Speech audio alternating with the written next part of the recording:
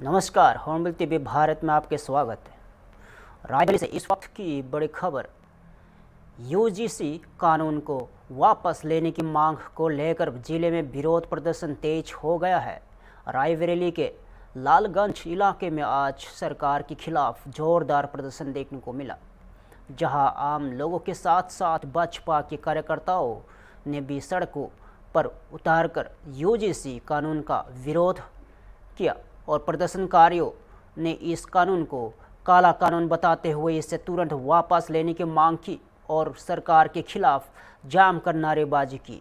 प्रदर्शन के दौरान लालगंज क्षेत्र पूरी तरह नारेबाजी से गूंज उठा और प्रदर्शनकारियों का कहना है कि यह कानून शिक्षा व्यवस्था और छात्रों के भविष्य के लिए नुकसानदायक है। फिलहाल स्थिति शांतिपूर्ण बनी हुई है, लेकिन विरोध प्रदर्शन जारी है।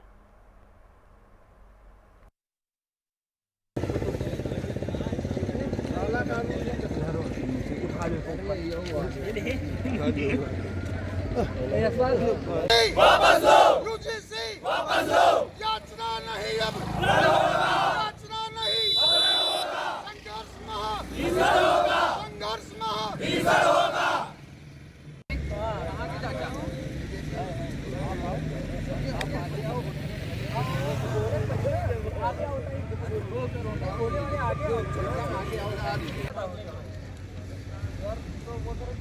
अरे हम यार मैदान में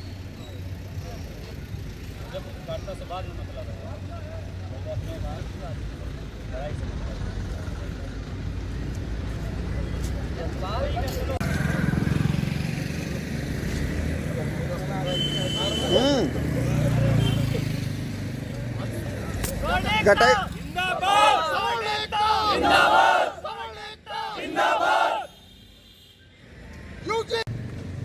भारत सरकार ने यूजीसी लगा के नारा लगाओ, नारा एक बार नारा यूजीसी वापस लो, यूजीसी वापस लो, यूजीसी वापस लो, यूजीसी वापस लो। याचना नहीं अब, संघर्ष महा भीषण होगा। याचना नहीं, रण होगा। संघर्ष महाभीषण। याचना नहीं अब, याचना नहीं अब, संघर्ष महा भीषण होगा, संघर्ष महा भीषण होगा। अपना परिचय बता दीजिए। मेरा नाम धीरेन्द्र सिंह चौहान है, लालगंज में। क्या है? आज हम सभी भाई स्वर्ण समाज के लोग यहाँ पे इकट्ठा हुए हैं दोसड़का तिराहे पर, और ये जो बिल पास हुआ है हाल ही में यूजीसी वाला, इसके विरोध में हम सभी लोग आज यहाँ पे खड़े हुए हैं। क्या मांगे हैं आपकी? मांग ये है सरकार से कि ये जो यूजीसी बिल है इसको वापस लिया जाए, नहीं तो हम सभी लोग इससे बड़े आंदोलन में उतरेंगे। अगर भारत सरकार ये बिल वापस नहीं कर रही है तो क्या आप लोग लगातार धरना प्रदर्शन करेंगे? बिल्कुल, धरना प्रदर्शन चलता रहेगा जब तक ये बिल वापस हो। आपकी सरकार क्या चाहते हैं? मतलब सरकार खिलाफ जाएंगे कि जो मांग कर रहे हैं? अभी तो हम अपनी मांग ही कर रहे हैं। अगर सरकार हमारी मांग को पूरी नहीं करेगी तो उसके आगे फिर सरकार के खिलाफ भी जाया जाएगा। धन्यवाद। अपना परिचय बता दीजिए। रमेश बहादुर सिंह नाम है, भाजपा किसान नेता के नाम से जाना जाता हूँ। क्या मामला है? मामला ये है कि भारतीय जनता पार्टी की सरकार ने सवर्णों का गला घोंटते हुए यूजीसी कानून पास कर दिया। उसके विरोध में ये सब युवा हैं और इन्होंने हमको जबरदस्ती बुलाया कि आप इसका विरोध आप भी करें। तो मैं तो अपने आप को गौरवान्वित महसूस कर रहा हूँ कि अपने बच्चों का जीवन बचाने के लिए मैं इनके साथ खड़ा हूँ। क्या चाहते हैं ये बताइए। भारत सरकार यूजीसी कानून वापस ले। हमारे बच्चों ने वोट दिया है भारतीय जनता पार्टी को, और भारतीय जनता पार्टी के इतने सांसद और जो मंत्री हैं सवर्ण हैं वो इसका विरोध नहीं कर रहे हैं। इसका मतलब जाहिर होता है कि उनकी रगों में उनके पूर्वजों का खून नहीं बह रहा है, जो अपने बच्चों के लिए ऐसा नहीं सोच सकते। हमारे बच्चों का संस्कार नष्ट किया जा रहा है। इंटरमीडिएट के बाद हमारे बच्चे वहाँ पढ़ नहीं सकते, और अगर पढ़ने जाएंगे तो ये होगा कि कोई विकलांग अनुसूचित जात की लड़की इन पर झूठा आरोप लगाकर इनसे जबरदस्ती शादी कर लेगी और हम लोग यहाँ तड़पते रह जाएंगे। तो ये कानून नहीं होगा। समता और समानता के नाम पर भारतीय जनता पार्टी ने वोट लिया है। हमको समानता चाहिए संविधान की उन धाराओं में जहां पर यह स्पष्ट लिखा हुआ है कि भारत का प्रत्येक नागरिक समानता का अधिकार रखता है। तो ये कहाँ का अन्याय है कि अनुसूचित जात, अनुसूचित जनजात, बैकवर्ड हमारे बच्चों पर झूठा मुकदमा लिखा दे, कोई जांच नहीं होगी, उस जांच कमेटी में कोई सवर्ण नहीं होगा, सजा काटेंगे। ये अन्याय है, हम इस अन्याय का विरोध करते हैं। अगर ये बिल वापस नहीं हुआ तो ये आंदोलन कब तक चलेगा? अरे ये आंदोलन जब तक बिल नहीं वापस होगा तब तक चलेगा। सरकारें आएंगी जाएंगी, ये तो सब कुकुर मुत्ते टाइप के लोग आते और जाते हैं। हम इसका कभी नहीं, इसके लिए हमारे नौजवान नहीं डरते। जोर से एक बार आप लोग नारा लगाइए, यूजीसी मुर्दाबाद, यूजीसी मुर्दाबाद। अपना परिचय बता दीजिए। लालमर सिंह। क्या मामला है अब? मामला यह है कि केंद्र सरकार ने यूजीसी लागू किया है यूनिवर्सिटी में। तो केंद्र सरकार ये कह के लागू की है कि मैं जो है ओबीसी SC ST को उत्थान करना चाहता हूँ, मतलब उनको सवर्ण के समान लाना चाहता हूँ। तो हमारा कहने का मतलब ये है कि अगर आप उनको उठाना चाहते हो तो आप बिना यूजीसी बिल लगाए भी उठा सकते हो उनको, मतलब सवर्णों के समान ला सकते हो। अगर सवर्णों को दबा के आप कर रहे हो तो ये गलत है। आप हर जगह सवर्णों को दबा रहे हो। आप SC ST एक्ट लगाए थे, उसमें सवर्णों को दबाए। आप यूजीसी लाए हो, उसमें सवर्णों को दबा रहे हो। तो ये कहने का मतलब ये है कि आप इसको वापस लीजिए, इसमें पुनर्विचार करिए, तब इसको लागू करिए। नहीं तो गलत मुकदमे लगा के लोग फंसा देंगे। तो इसमें तत्काल कार्रवाई करने का आदेश है सरकार की तरफ से, इस पर पुनर्विचार होगा। धन्यवाद। मेरठ से इस वक्त की बड़ी खबर। मेरठ में काली स्कॉर्पियो गाड़ी पर राज्यसभा सेक्रेटेरिएट का फर्जी पास लगाकर चल रहे युवक को पुलिस ने गिरफ्तार किया है। आरोपी की पहचान आकाश सनसनवाल के रूप में हुई है, जो टोल टैक्स से बचने के लिए गाड़ी पर राज्यसभा सेक्रेटेरिएट का स्टिकर लगाकर घूम रहा था। बताया जा रहा है कि आरोपी आकाश सनसनवाल सोशल मीडिया पर चर्चित कच्चा बादाम फेम अंजलि अरोरा का बॉयफ्रेंड भी बताया जाता है। SSP के आदेश के बाद मेरठ के टोल प्लाजा पर सतर्क चेकिंग अभियान चलाया जा रहा था। इसी दौरान पुलिस ने काली स्कॉर्पियो को रोका, जहां जांच में पास फर्जी पाया गया और मामला थाना परतापुर क्षेत्र का है और पुलिस ने आरोपी को गिरफ्तार कर आगे की कानूनी कार्रवाई शुरू कर दी है।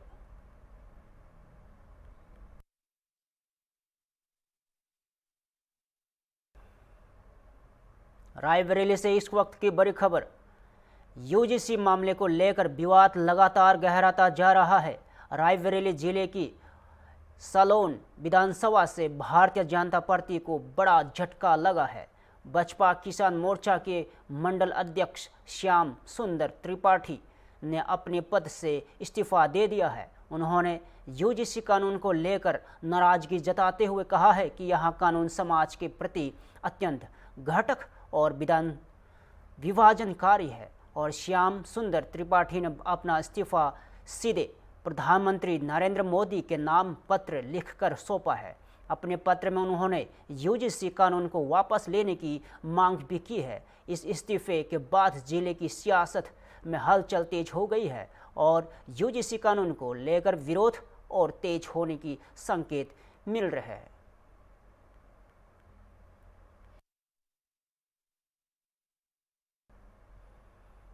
लखनऊ से इस वक्त की बड़ी खबर। उत्तर प्रदेश में बैंक कर्मियों की हड़ताल सोमवार को भी जारी रही। राजधानी लखनऊ में विभिन्न राष्ट्रीयकृत बैंकों के कर्मचारियों ने जोरदार प्रदर्शन किया और केंद्र सरकार के खिलाफ जमकर नारेबाजी की। यह विरोध प्रदर्शन United front of the bank unions के बैनर तले किया गया है। हजरतगंज स्थित यूनियन बैंक की मुख्य शाखा के बाहर बैंक कर्मियों ने अपनी मांगों को लेकर आवाज़ बुलंद की और प्रदर्शन के दौरान बैंक कर्मचारियों ने आवाज़ दो हम एक और इस गूंगी बाहरी सरकार को एक झटका और दो जैसे नारे लगाए। बैंक कर्मियों की प्रमुख मांग सार्वजनिक क्षेत्र में बैंकों में 5 दिवसीय बैंकिंग प्रणाली लागू करने की है और उनका कहना है कि इससे कार्य का दबाव कम होगा और ग्राहकों को मिलने वाली सेवाओं की गुणवत्ता में भी सुधार आएगा। फिलहाल हड़ताल के चलते बैंकिंग सेवाएं प्रभावित है और आम लोगों को परेशानी का सामना करना पड़ रहा है।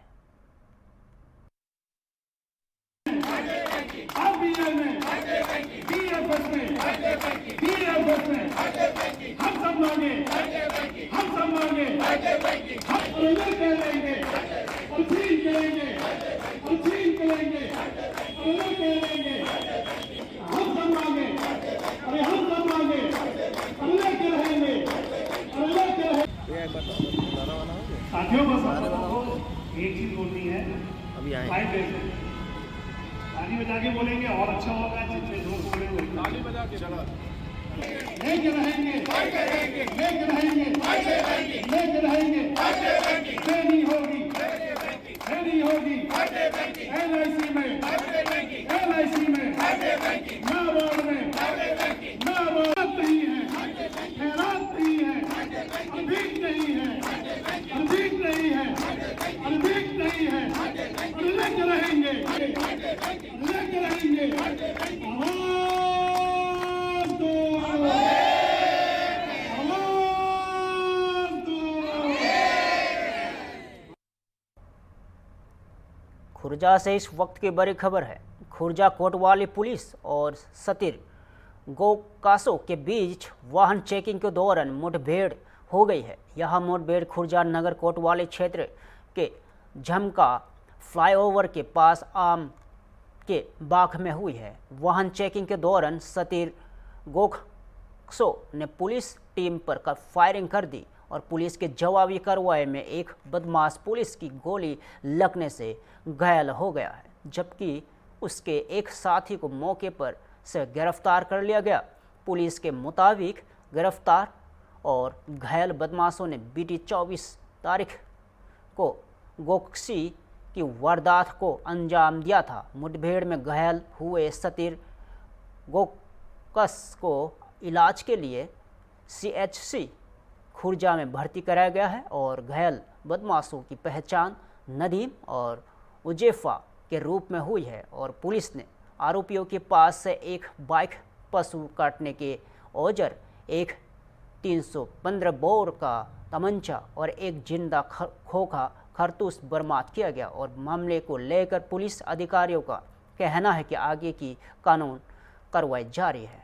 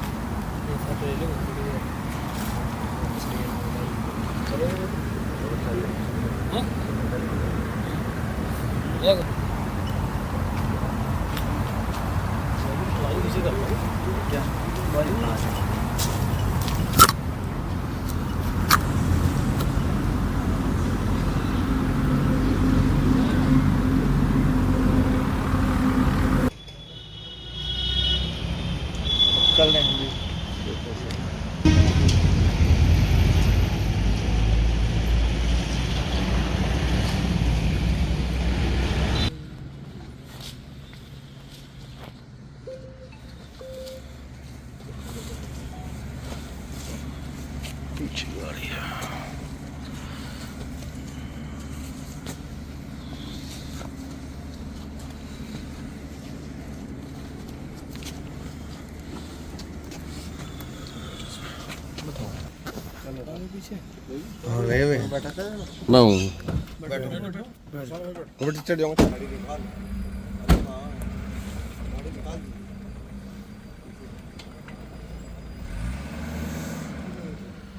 रायबरेली से इस वक्त की बड़ी खबर है। शहर के सुपरमार्केट क्षेत्र में स्थित गुरु टेक बहादुर मार्केट को लेकर सैकड़ों दुकानदार सदमे में है। पीडब्ल्यूडी विभाग की निरीक्षण आख्या सामने आने के बाद मार्केट को जर्जर घोषित किया गया है। पीडब्ल्यूडी विभाग की जांच रिपोर्ट के अनुसार यहां मार्केट पूरी तरह जर्जर अवस्था में है और कभी भी बड़ा हादसा हो सकता है। विभाग का कहना है कि बिल्डिंग की आयु लगभग 60 वर्ष पूरी हो चुकी है, जिससे लोगों की जान को खतरा बना हुआ है और जर्जर घोषित किए जाने की खबर से मार्केट में मौजूद लगभग 100 दुकानों के दुकानदारों में हड़कंप मच गया है। दुकानदारों का कहना है कि इससे उनकी रोजी रोटी पर संकट गहरा गया है और दुकानदारों ने पीडब्ल्यूडी की रिपोर्ट पर सवाल उठाते हुए कहा है कि मार्केट में सिर्फ ढज्जे जर्जर है और पूरी बिल्डिंग अभी सुरक्षित है। उन्होंने प्रशासन से मांग की है कि मार्केट को गिराने के बजाय सिर्फ मरम्मत कराई जाए और गौरतलब है कि इसी बिल्डिंग में नगर पालिका कार्यालय और समाजवादी पार्टी का कार्यालय और बैंक भी संचालित हो रहे हैं। एक और दुकानदारों को रोजी रोटी का संकट सता रहा है तो वही पीडब्ल्यूडी विभाग को इस जर्जर इमारत को लोगों की जान की चिंता है। फिलहाल मामला प्रशासन के संज्ञान में है।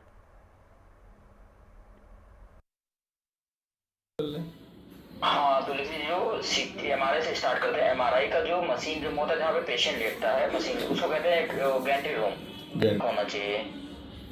18x12 जी। हाँ टेम्परेचर में यूपीएस और 2-3 कैबिनेट होते हैं जी। तो नॉर्मली ये जो 12 फीट चौड़ा होता है, 12 फीट के हिसाब से 12x6 फीट लंबा हो जाता है, 12 फीट चौड़ा हो जाता है जी।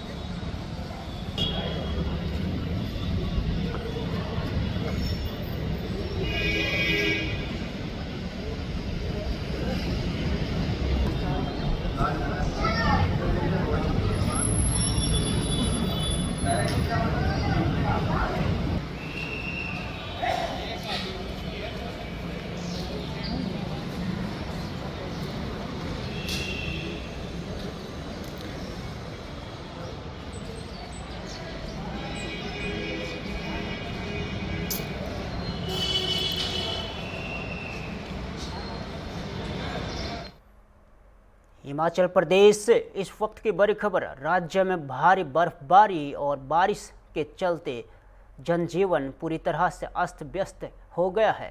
हिमाचल प्रदेश में 1250 से ज़्यादा सड़कें बंद हो गई है, जिससे पहाड़ी इलाकों में आवाजाही पूरी तरह प्रभावित हुई है। हालांकि मुश्किल हालत के बीच बड़ी संख्या में पर्यटक बर्फ से ढकी वादियों का आनंद लेने के लिए लगातार हिमाचल पहुंच रहे हैं। इस पूरे मामले पर लोक निर्माण विभाग के मंत्री विक्रमादित्य सिंह ने कहा है कि सड़क संपर्क बहाल करने के लिए सरकारी मशीनरी युद्ध स्तर पर काम कर रही है। पीडब्ल्यूडी मंत्री ने बताया कि 2 दिन पहले राज्य भर में 1250 से अधिक सड़कें बंद थी, जिन्हें खोलने के प्रयास लगातार जारी है। उन्होंने कहा है कि बर्फबारी से जहां आम लोगों को परेशानी हुई है, वही लंबे समय बाद यह बर्फबारी राज्य के लिए राहत भी लेकर आई है। मंत्री ने यह भी कहा है कि विभाग सड़कों की सफाई के साथ साथ फंसे हुए पर्यटकों की मदद के लिए भी लगातार काम कर रहा है। उन्होंने बर्फबारी के दीर्घकालिक फायदों का जिक्र करते हुए कहा है कि इससे जल स्रोत रिसर्च होंगे और मिट्टी में नमी रहेगी, जो बागवानी के लिए बेहद जरूरी है। देखिए, 2 दिन पहले करीबन 1250 सड़कें प्रदेश में बंद थी, जिनको हम खोलने का पूरा प्रयास कर रहे हैं। आप देख रहे हैं जगह जगह पे हमारे स्नो ब्लोअर मशीन्स है, हमारी और जेसीबी मशीन्स है पूरे प्रदेश में लगी हुई है। मगर बारिश और बर्फ बहुत समय से प्रदेश के लोग उपेक्षा कर रहे थे कि हो, और अच्छी मात्रा में हुई है। उसके लिए मैं सभी प्रदेश के बागवानों को, किसानों को बहुत बहुत बधाई देना चाहता हूं, क्योंकि इस समय में जो बर्फ पड़ती है उससे जो फसल आने वाले समय में हमारी है, खास करके सेब जो पहाड़ी इलाकों में है, उसका एक अच्छा पैदावार है। तो ये बहुत अच्छी बात है। बाकी हमारा पूरा जो विभाग है इसके ऊपर कार्य कर रहा है। जहां पर भी सड़कें बंद हैं उनको जल्द से जल्द खोलने का प्रयास किया जा रहा है। टूरिस्ट कई जगहों पे फंस गए थे, उसकी भी हमें जानकारी प्राप्त हुई है। उसके लिए हम जिला प्रशासन के साथ जो चाहे एसपी है चाहे डीसी है उनके साथ भी संपर्क में है, ताकि ज्यादा से ज्यादा लोगों को सहूलियत हो। थोड़ी बहुत कठिनाइयां भी होती है, हम मानते हैं, मगर क्योंकि मौसम ऐसा है उसको हम जल्द से जल्द साफ करने का पूरा प्रयास जो है वो प्रदेश के अंदर किया जा रहा है। मौसम विभाग ने 2 दिन के लिए और अलर्ट किया है बर्फबारी और बारिश के लिए, तो टूरिस्ट के लिए क्या अपील रहेगी आप? हाँ जी, 2 दिन के लिए अलर्ट किया है मौसम विभाग। अच्छा है, तो रहना चाहिए। मौसम तो और अभी खराब होना चाहिए और थोड़ा और बर्फबारी होनी चाहिए प्रदेश में, तो ये तो अच्छी बात है। उससे हमारे जो वाटर के सोर्सेज हैं वो भी रिचार्ज होंगे, और खास करके जो हमारी नमी है वो बनी रहेगी बगीचों में, तो वो भी बहुत महत्वपूर्ण है उस दृष्टि से। मगर जो हमारी तैयारी है, जैसा मैंने आपको कहा कि हमारी करीबन 350 मशीनें प्रदेश में लगी हुई है, और भी अगर आवश्यकता होगी तो और भी मशीनें लगाएंगे। सड़कों को जल्द से जल्द खोलने का पूरा प्रयास जो है वो किया जाएगा। फिलहाल के लिए इतना ही। ताज़ा खबरों पर देखते रहिए होमबीट टीवी भारत।